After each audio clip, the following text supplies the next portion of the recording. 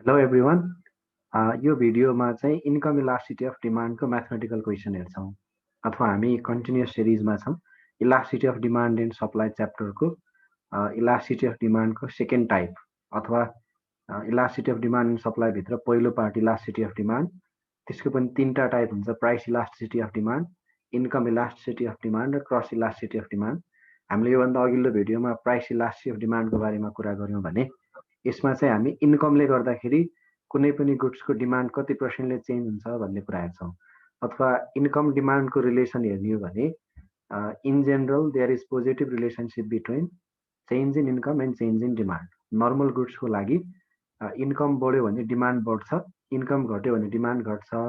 तर यस्ता गुड्सहरू पनि हुन्छन् हाम्रो वरिपरि हामीले कन्ज्युम गर्ने जसको डिमान्ड इन्कम बढ्दाखेरि घट्छ भने इन्कम घट्यो भने त्यसको डिमान्ड बढ्छ। त्यस्ता गुड्सहरूलाई हामीले इन्फेरियर गुड भन्छौँ। सो इन्कम र डिमान्डको रिलेसन पोजिटिभ पनि हुँदो रहेछ, नेगेटिभ पनि हुँदो रहेछ। मोस्ट अफ द केसेसमा पोजिटिभ हुन्छ अथवा नर्मल गुड्सहरूमा पोजिटिभ हुन्छ भने इन्फेरियर गुड्समा नेगेटिभ हुन्छ। त्यसको मतलब के बुझ्न सकिन्छ भन्दा इन्कम बढ्दा डिमान्ड पनि बढ्ने गुड्सहरू नर्मल गुड रहेछन् भने इन्कम बढ्दा डिमान्ड घट्ने अथवा इन्कम र डिमान्डको नेगेटिभ रिलेसन हुने गुड्सहरू चाहिँ इन्फेरियर गुड रहेछन् भने इन्कम र डिमान्डको पोजिटिभ रिलेसन हुने गुडहरू नर्मल गुड्सहरू रहेछन्। सो अब त्यो डिरेक्सन त हामीले थाहा पायौँ अथवा इन्कम डिमान्डको रिलेसन हेर्दा यी दुईवटा पोजिटिभ डिरेक्सनमा मुभ हुँदैछन् भने नर्मल गुडको केस भयो र इन्भर्स डिरेक्सनमा मुभ हुँदैछन् भने इन्फेरियर गुड्सको केस भयो। तर इन्कम डिमान्डको रिलेसनबाट इन्कम सर्टेन पर्सेन्टले इन्क्रिज भयो भने डिमान्ड कति पर्सेन्टले इन्क्रिज हुन्छ नर्मल गुड्सको लागि, अनि इन्कम सर्टेन पर्सेन्टले इन्क्रिज हुँदाखेरि इन्फेरियर गुडको डिमान्ड कति पर्सेन्टले घट्छ भन्ने कुरा चाहिँ नर्मली इन्कम डिमान्डको रिलेसनबाट थाहा हुँदैन। अथवा इन्कम डिमान्डको रिलेसनबाट हामीले त्यो इन्कम र डिमान्डको म्याथमेटिकल रिलेसनसिप अथवा क्वान्टिफाई गर्न सक्दैनौँ। Degree of responsiveness in quantity demand due to change in income भन्ने कुरा चाहिँ इन्कम डिमान्डको रिलेसनले मेजर गर्न सक्दैन। सो त्यही कुराको मेजरमेन्टको लागि अथवा to measure the responsiveness in quantity demand of the commodity due to change in income अथवा सर्टेन पर्सेन्टेजले इन्कम इन्क्रिज भयो भने नर्मल गुड्सको डिमान्ड कति पर्सेन्टले बढ्छ अनि सर्टेन पर्सेन्टले इन्कम इन्क्रिज हुँदाखेरि इन्फेरियर गुडको कति पर्सेन्टले डिमान्ड घट्छ भन्ने कुरा इन्कम इलास्टिसिटी अफ डिमान्डबाट हामीले मेजर गर्छौँ। त्यसैले यसको मेजरमेन्ट गर्दाखेरि पनि दुई तिनवटा फर्मुलाहरू हुन्छ। एउटा फर्मुला भनेको हामीले प्राइस इलास्टिसिटीमा डिस्कस गरेको जस्तो चेन्ज इन क्वान्टिटी डिमान्ड हामीलाई थाहा हुन्छ। यो चाहिँ due to change in income भएको भएर delta Q that is change in demand divided by delta Y that is change in income into Y by Q गर्छौँ अथवा initial income divided by initial demand. एउटा त्यो गर्छौँ भने अर्को चाहिँ change in demand percentage change in demand divided by percentage change in income पनि गर्छौँ। सो क्वेसन अनुसार हामीले कुन फर्मुला युज गर्ने भनेर हेर्छौँ। अर्को पोइन्ट मेथड सँग रिलेटेड इन्कम डिमान्ड फङ्सन दिएको छ अनि सर्टेन लेभल अफ इन्कम दिएको छ। त्यो लेभल अफ इन्कममा डिमान्ड मेजर गर भन्यो भने हामीले स्लोप मेजर गरेर अथवा डेरिभेटिभको कन्सेप्ट युज गरेर त्यहाँनिर पोइन्ट एउटा पर्टिकुलर पोइन्ट अफ इन्कममा यसको इलास्टिसिटी कति हुन्छ भन्ने कुरा मेजर गर्छौँ। सो त्यही क्वेसनहरू आज डिल गर्छौँ। यहाँ केही क्वेसन्सहरू छ। सो क्वेसन नम्बर 1 छ, as a result of 6% change in income of the consumer the demand for commodity increases by 9%, find out the income elasticity of demand. Okay, first क्वेसनमा के दियो त भन्दा इन्कम 6%ले चेन्ज भएको छ कन्ज्युमरको। So percentage change in income 6%, अनि the demand for commodity increases by 9%। त्यो हुँदाखेरि कुनै पनि गुडको अथवा गिभन गुडको डिमान्ड 9%ले इन्क्रिज भएको छ भनेको छ। अथवा हामीले यहाँ के हेर्न सक्छौँ, इन्कम पनि बढेको रहेछ, इन्कम बढ्दा डिमान्ड पनि बढेको भन्ने कुरा देखिन्छ है। सो 6% चेन्ज भनेको छ। अब चेन्ज भनेको it could be increase or it could be decrease है। अब यहाँनिर हामीलाई चाहिँ के भनेको छ, क्वेसनले क्लियरली इन्क्रिज डिक्रिज चाहिँ भनेको छैन in terms of change in income. तर हाम्रो कमोडिटीको डिमान्ड चाहिँ इन्क्रिज भएको भनेको रहेछ। त्यसरी हेर्दाखेरि अब पर्सेन्टेज चेन्ज इन इन्कमलाई पनि पोजिटिभ नै हामीले अज्युम गऱ्यौँ। So percentage change in income is 6% अनि पर्सेन्टेज चेन्ज इन डिमान्ड 9%। अब दुईवटै पर्सेन्टेजमा हुँदाखेरि सबैभन्दा सजिलो भनेको पर्सेन्टेज भएको फर्मुला युज गर्ने। त्यसको लागि के हुन्छ फर्मुला भन्दा पर्सेन्टेज चेन्ज इन डिमान्ड जहिले पनि dependent variable divided by percentage change in independent variable हुन्छ है त। हाम्रो यहाँनिर डिमान्ड भनेको डिपेन्डेन्ट भेरिएबल हो अनि इन्कम चेन्ज हुनु भनेको अथवा इन्कम भनेको इन्डिपेन्डेन्ट भेरिएबल हुन्छ। सो इन्कम इलास्टिसिटी अफ डिमान्डको कोफिसियन्ट मेजर गर्दाखेरि यसको फर्मुला के हुने भयो, percentage change in demand divided by percentage change in income. So 9/6 percentage, which is 1.5. So यसले के देखायो, income elasticity is greater than 1. Okay, अब यहाँनिर आन्सर सँगै मैले एउटा अर्को जानकारी गराउँछु. इन्कम इलास्टिसिटी तीनवटा टाइपको हुन्छ है त. यसको कोफिसियन्टको बेसिसमा अथवा यहाँनिर जस्तो 1.5 आयो, यसको हाम्रो इन्कम इलास्टिसिटीको कोफिसियन्ट 1 पनि आउन सक्छ, 1 भन्दा धेरै आउन सक्छ, 1 भन्दा कम आउन सक्छ, 0 पनि आउन सक्छ, अथवा 0 भन्दा कम नेगेटिभ पनि आउन सक्छ है त. सो त्यही कुरालाई बेस बनाएर तीनवटा डिग्री हुन्छ अथवा तीनवटा टाइप हुन्छ भनेर भन्छौँ. फर्स्ट के हो भन्दा positive income elasticity of demand. Income elasticity of demand positive हुनु, जस्तै 0 भन्दा बढी अथवा ग्रेटर देन 0 आएको छ, 0.1 भनेको पनि पोजिटिभ हो, 1 भनेको पनि पोजिटिभ हो, 1.5, 3, 4 जति आउनु पनि सक्छ. सो एउटा चाहिँ पोजिटिभ भयो, income elasticity is greater than 1 अथवा income elasticity is positive. Greater than 1 पनि हुनसक्छ, ग्रेटर देन 0 पनि हुनसक्छ, अथवा 0 to 1 जति पनि हुन सक्ला. त्यो अहिले त्यो भित्रको फर्दर क्लासिफिकेसनमा जान्छौँ. सो फर्स्ट टाइप के भयो त भन्दा positive income elasticity of demand. अब यो चाहिँ कुन गुड्समा हुँदो रहेछ भन्दा नर्मल गुड्समा हुन्छ. Positive income elasticity of demand भन्नुको मिनिङ इन्कम बढ्दा डिमान्ड पनि बढेको छ र इन्कम घट्दा डिमान्ड पनि घटेको छ भने त्यसलाई चाहिँ त्यसको आन्सर हाम्रो पोजिटिभ कोफिसियन्ट आउँछ. सो यो चाहिँ नर्मल गुड्सको केसमा हुन्छ. अनि अर्को चाहिँ negative income elasticity of demand आउन सक्छ. यसको मिनिङ के हो त भन्दा इन्कम बढ्यो भने डिमान्ड घटेको हुन्छ र इन्कम घट्यो भने डिमान्ड बढेको हुन्छ. So resulting coefficient is negative. यो चाहिँ इन्फेरियर गुडको केसमा हुन्छ. भने थर्ड टाइप चाहिँ zero income elasticity of demand भनिन्छ. यो चाहिँ के हो त भन्दा इन्कम जतिसुकै चेन्ज भए पनि, इन्कम बढे पनि अथवा घटे पनि डिमान्ड चेन्ज हुँदैन भने त्यस्तो इलास्टिसिटीलाई हामीले चाहिँ zero income elasticity of demand भन्छ. अथवा there is zero effect of change in income on the demand of certain goods and services. अब यस्तो चाहिँ इसेन्सियल गुड्सहरूको जस्तै मेडिसिनहरूको, साल्ट, कुकिङ ओयल, यस्तो इसेन्सियल अर न्युट्रल गुड्सहरूको केसमा चाहिँ zero income elasticity of demand हुनसक्छ. अथवा इन्कम हाम्रो बढे पनि घटे पनि बेसिक चाहिने कुरा हामीले कन्ज्युम गर्नै पर्छ. त्यो केसमा there is no effect of change in income on the quantity demanded of those essential or neutral goods and commodities भन्न सकियो. सो यसरी एउटा पोजिटिभ रहेछ, एउटा नेगेटिभ रहेछ, एउटा जेरो रहेछ. पोजिटिभभित्र सब क्लासिफिकेसन गर्ने हो भने पोजिटिभभित्र फेरि तीनवटा टाइपको हुन्छ. एउटा greater than 0, lace than 1, 0 to 1 को बिचमा हुन्छ, एउटा इक्वल टु 1 अनि एउटा चाहिँ greater than 1. So income elasticity is greater than 1, income elasticity is equal to 1, income elasticity is less than 1 अथवा 0 देखि 1 को बिचमा छ भने नर्मल गुड हो भनेर बुझ्छौँ. इन्कम बढ्दा डिमान्ड पनि बढ्छ, तर जति पर्सेन्टले इन्कम बढेको हो त्यति पर्सेन्टले डिमान्ड बढ्दैन भन्छ नर्मल गुड्सको केसमा. अथवा हाम्रो इसेन्सियल फुडहरू, क्लथ्सहरू, यस्तो कुराहरूमा चाहिँ इन्कम बढ्दा हामीले डिमान्ड त बढाउँछौँ, तर 10%ले इन्कम बढ्यो भने 10 भन्दा कम पर्सेन्टले डिमान्ड बढाउँछौँ. त्यो बेला चाहिँ हाम्रो इन्कम इलास्टिसिटी अफ डिमान्डको भ्याल्यु 0 to 1 को बिचमा आउँछ. अब 1 छ भने त्यतिखेर त्यसको मिनिङ के हो भन्दा जति पर्सेन्टले हाम्रो इन्कम बढ्छ त्यति नै पर्सेन्टले ठ्याक्कै डिमान्ड पनि बढेको हुन्छ भन्ने बुझिन्छ. जस्तै इन्कम 10%ले इन्क्रिज हो भने डिमान्ड पनि 10%ले नै इन्क्रिज हुन्छ भने हाम्रो भ्याल्यु 1 आउँछ. यस्तो चाहिँ कम्फर्ट गुड्समा हुन्छ भन्छ. जस्तै लाइफलाई कम्फर्टेबल बनाउनु नर्मल गुड्स भन्दा अलिकति हाई क्वालिटीको, तर लग्जरियस गुड्स जति हाई होइन. जस्तै हामीले सोफा सेटहरू अनि एसीहरू, यस्तो गुड्सहरूलाई हामीले कम्फर्ट गुड्समा राख्छौँ. सो कम्फर्ट गुड्सको केसमा चाहिँ जति पर्सेन्टले इन्कम चेन्ज भएको त्यति नै पर्सेन्टले डिमान्ड पनि चेन्ज हुन्छ भन्ने हामीले अजम्सन डिल गर्छौँ. अनि अर्को थर्ड चाहिँ income elasticity is greater than 1. अब यो भनेको लग्जरियस गुड्समा हुन्छ भन्छौँ बेसिकली है त. यसको मतलब के हो भन्दा इन्कम 20%ले इन्क्रिज हो भने डिमान्ड चाहिँ त्योभन्दा धेरै पर्सेन्टले इन्क्रिज हुन्छ भन्छौँ. अथवा मेरो इन्कम 10% इन्क्रिज हो भने मेरो डिमान्ड चाहिँ त्यो इन्कम इन्क्रिज भएको कारणले त्योभन्दा धेरै पर्सेन्टले मैले डिमान्ड बढाउँदैछु भन्ने केसमा चाहिँ इन्कम इलास्टिसिटीको भ्यालु ग्रेटर देन 1 आउँछ. सो यो केसमा हाम्रो 1.5 आयो. यसको मतलब के रहेछ, यो गुड्स लग्जरियस गुड्स रहेछ अथवा income elasticity is greater than 1. So यसको इन्टरप्रिटेसन के हुन्छ भन्दा here the coefficient of income elasticity of demand is positive and greater than 1. This is the case of luxurious normal goods. It means यहाँ हामीले क्वेसनमै हेर्ने हो भने पनि हाम्रो इन्कम चाहिँ 6%ले इन्क्रिज भएको हो भने डिमान्ड चाहिँ त्योभन्दा धेरैले इन्क्रिज भएको छ. So in the case when quantity demand is increased by more percentage than percentage change in income, then resulting coefficient of income elasticity of demand is always greater than 1. Okay, so यसरी एउटा question भयो. अब second question हेर्छौँ. Suppose the demand for cars in the Kathmandu as a function of income is given by following equation भनेर Q equals to 20,000 plus 5 M भनेर दिएको छ. Where Q is quantity demanded, M is the per capita level of income in rupees अथवा income level भनेर बुझौँ यसलाई. Find out income elasticity of demand when per capita annual income in Kathmandu is rupees 15,000. Okay.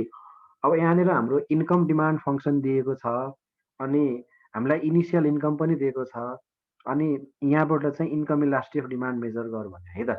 अब यस्तै खालको question हामीले price इलास्टिसिटीमा पनि major गरेको थियौँ. यसमा के गर्नुपर्छ भन्दा हामीलाई इनिसियल इन्कम दिएको छ, द्याट इज एम अथवा वाइ रिप्रेजेन्ट गरे पनि हुन्छ.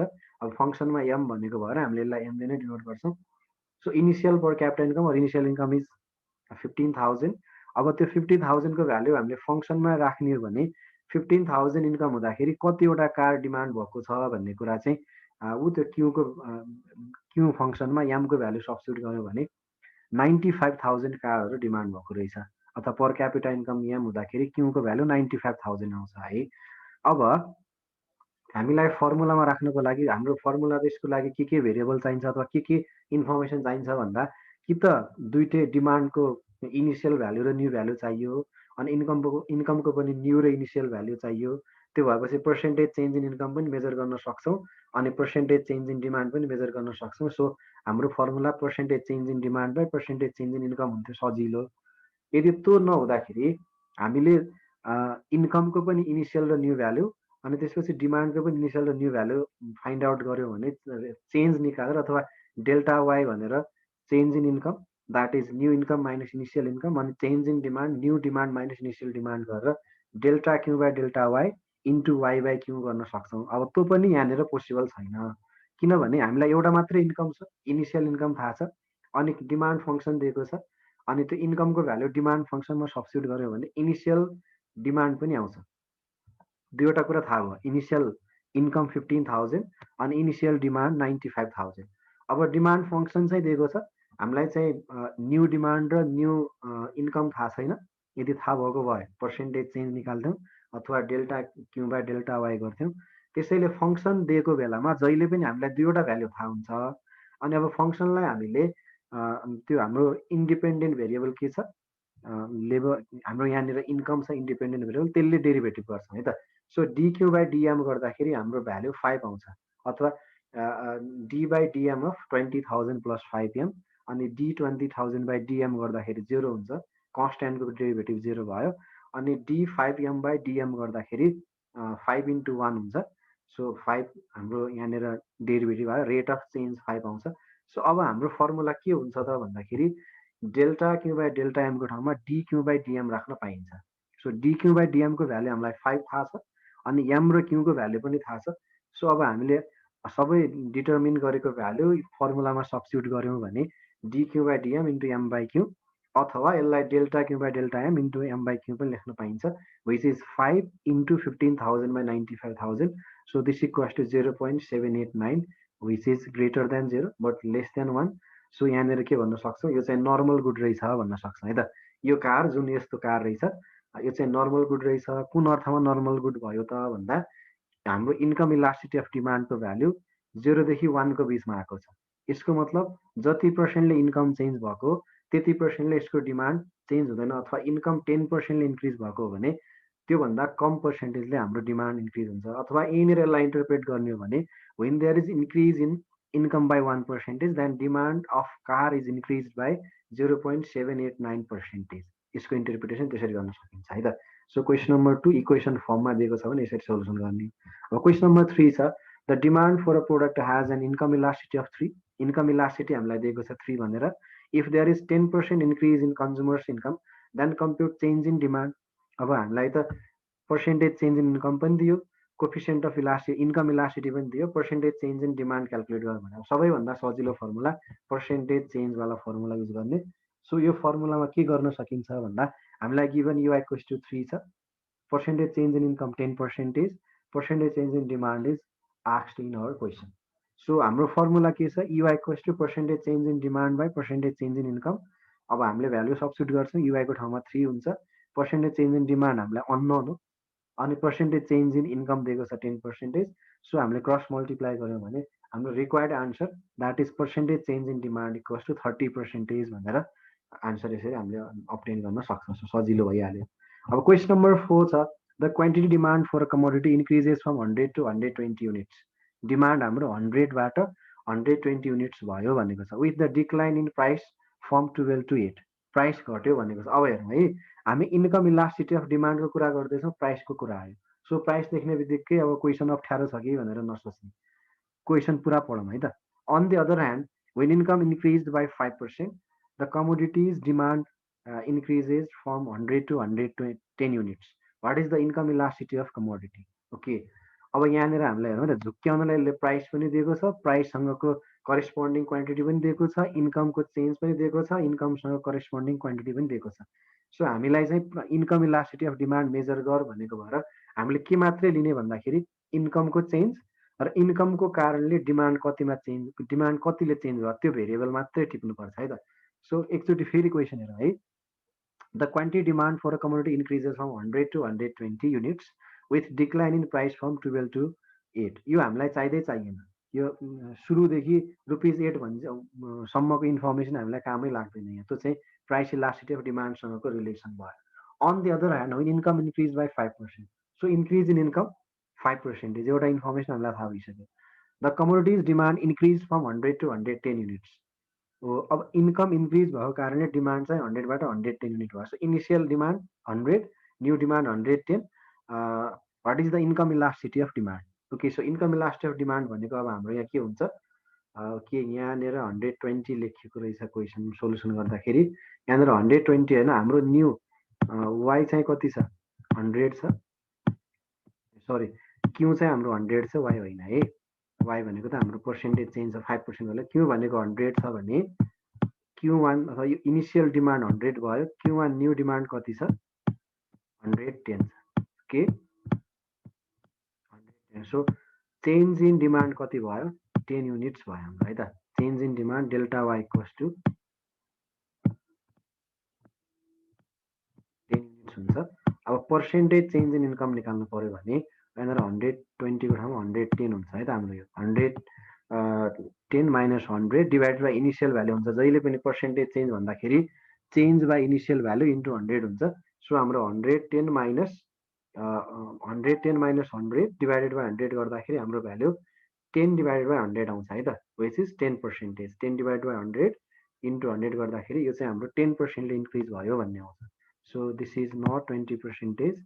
यहाँ चाहिँ मैले यो माथिको युनिट राखेको रहेछ, यो हामीलाई कामै लाग्दैन है।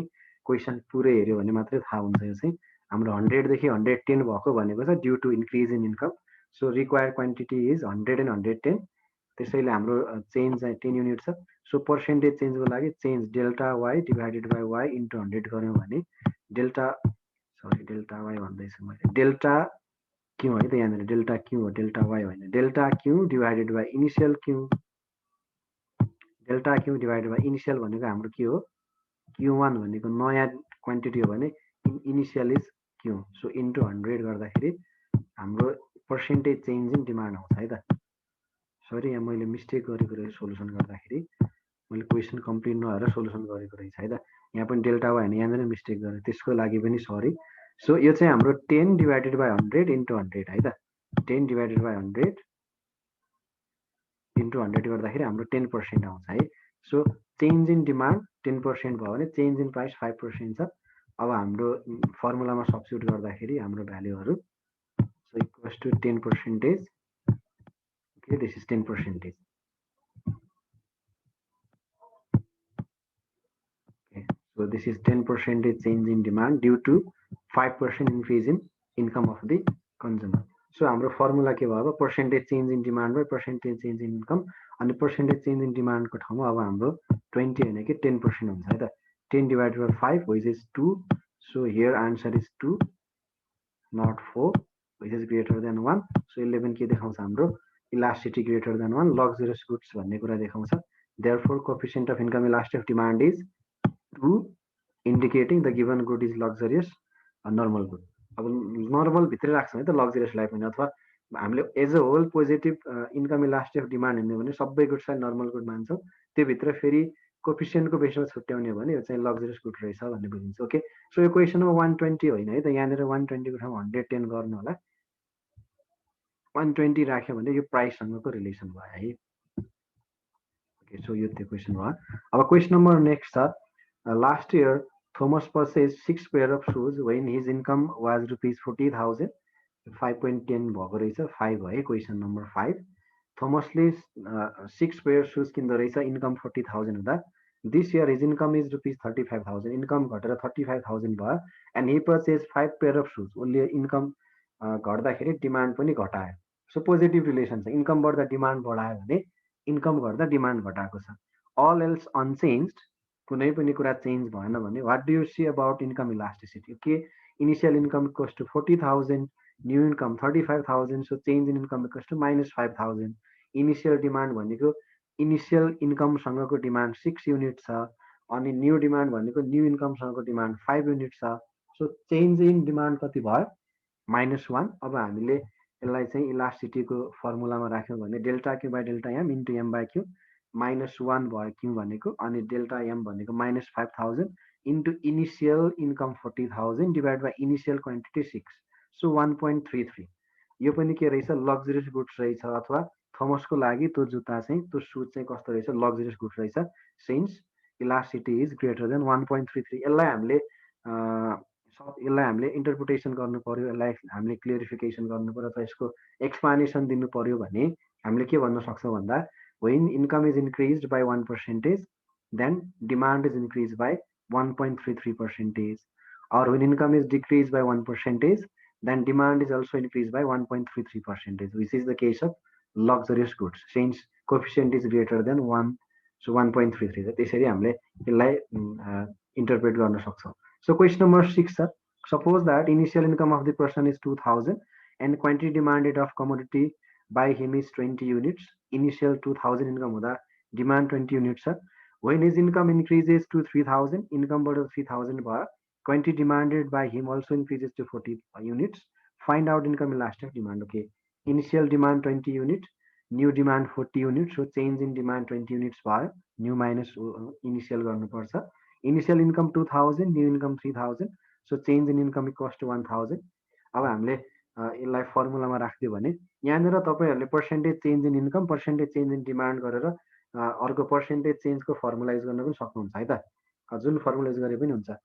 सो अब यहाँनिर हामीले मैले चाहिँ के फर्मुलाइज गरेँ भन्दा delta Q by delta Y into Y by Q. So delta Q is 20 unit divide by change in income is 1000 into Y भनेको initial income which is 2000 divide by initial quantity is 20 units, so 2000 by 20 गर्दा answer हाम्रो 2 आउँछ। So coefficient of income elasticity of demand is 2. So it indicates that with increase in income by 1%, demand will be increased by 2%. So it is also the case of luxurious goods. And question number 7, sir. If 100 units are demanded at the income of 1,000 and 250 units are demanded at the income of 1,500, compute the income elasticity of demand and identify the nature of goods. Okay, अब यहाँनिर के भन्यो? Initial demand 100 छ, new demand 250 छ, change 150 भयो, initial income 1000 छ, new income 1500, change in income 500। So यहाँनिर तपाईँहरूले percentage change in income, percentage change in demand calculate गरेर simply elasticity income elasticity of demand equal to percentage change in demand by percentage change income गर्नुभयो भने पनि 3 नै answer आउँछ है त। तर मैले कुन युज गरेँ formula? Delta Q by delta Q by delta Y into initial Y by initial Q. So हाम्रो डेल्टा क्यू भनेको 150 हो, डिभाइड बाई डेल्टा वाई भनेको 500 हो, इन्टु इनिसियल इन्कम 1000 हो, डिभाइड बाई इनिसियल क्वान्टिटी 100 हो, so which is 3। Here the coefficient of income elasticity of demand is positive and higher than 1, so the given commodity is luxurious goods. Okay, अब यसको demand curve कस्तो आउँछ भने फ्ल्याटर demand curve आउँछ है। अब जस्तो कहिलेकाहीँ क्वेसनमा डिमान्ड कर्भ कस्तो हुन्छ भनेर सोध्यो भने इन्कम इलास्टिसिटी ग्रेटर देन 1 छ भने हाम्रो डिमान्ड कर्भ कस्तो हुन्छ भन्दा, ओके, यतातिर हाम्रो इन्कम हुन्छ है, यता वाइ एक्सिसमा हाम्रो इन्कम हुन्छ भने एक्स एक्सिसमा डिमान्ड हुन्छ क्वान्टिटी। सो पोजिटिभ रिलेसन हुन्छ, तर अलिकति फ्ल्याटर हामीले यस्तो खालको देखाउँछ है त। जति पर्सेन्टले इन्कम बढ्छ नि, सपोज इन्कम यतिले बढ्यो भने डिमान्ड चाहिँ धेरैले बढेको देखिन्छ है। सो यो इन्कम वाइबाट वाइ1 भयो, बढेर yबाट y1 हुँदाखेरि जति पर्सेन्टले बढ्छ यो 5% हो भने यो Q1 बाट Q2 हुँदाखेरि यो धेरै पर्सेन्टले बढेको देखिन्छ, द ग्याप धेरै देखिन्छ. So this is the case of elasticity is greater than 1. अब ठ्याक्कै इक्वल टु 1 छ भने कस्तो हुन्छ भन्दा 45 डिग्री लाइन हुन्छ है त. इक्वल टु 1 छ भने यस्तो 45 डिग्री लाइन हुन्छ. Okay, let me draw the line by new colour. 45 degree line हुन्छ यसरी. अनि इलास्टिसिटी लेस देन 1 छ भने चाहिँ स्टिपर डिमान्ड कर्भ हुन्छ है त. अब पोजिटिभ तर यस्तो खालको हुन्छ. यहाँनिर चाहिँ इन्कम जति पर्सेन्टले बढेको त्योभन्दा थोरै पर्सेन्टले डिमान्ड बढ्छ, अथवा इन्कम चाहिँ यति पर्सेन्टले बढ्यो भने डिमान्ड चाहिँ थोरैले बढेको देखिन्छ है त यसरी.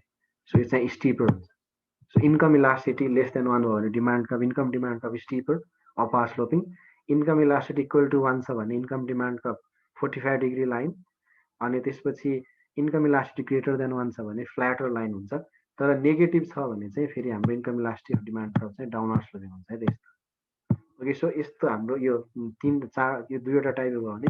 अनि इन्कम इलास्टिसिटी 0 छ भने हाम्रो डिमान्ड कर्भ चाहिँ भर्टिकल हुन्छ यस्तो. इन्कम बढे पनि घटे पनि there is no change in demand. So demand remains up to Q level of output. So यसरी तपाईँहरूले यो क्लास 11 को लागि इन्कम इलास्टिसिटीबाट क्वेसन सोध्ने भनेको यस्तै खालको क्वेसन हुन्छ. यति गर्नुभयो भने यो चाहिँ तपाईँहरूको लागि कम्प्लिट हुन्छ जस्तो लाग्छ मलाई चाहिँ. र ब्याचलरको विद्यार्थी साथीहरूले सर्ट क्वेसनको लागि यति क्वेसन तपाईँहरूले हेर्नुभयो भने तपाईँहरूलाई पनि यसले फाइदा नै पुर्याउँछ. Okay, thank you.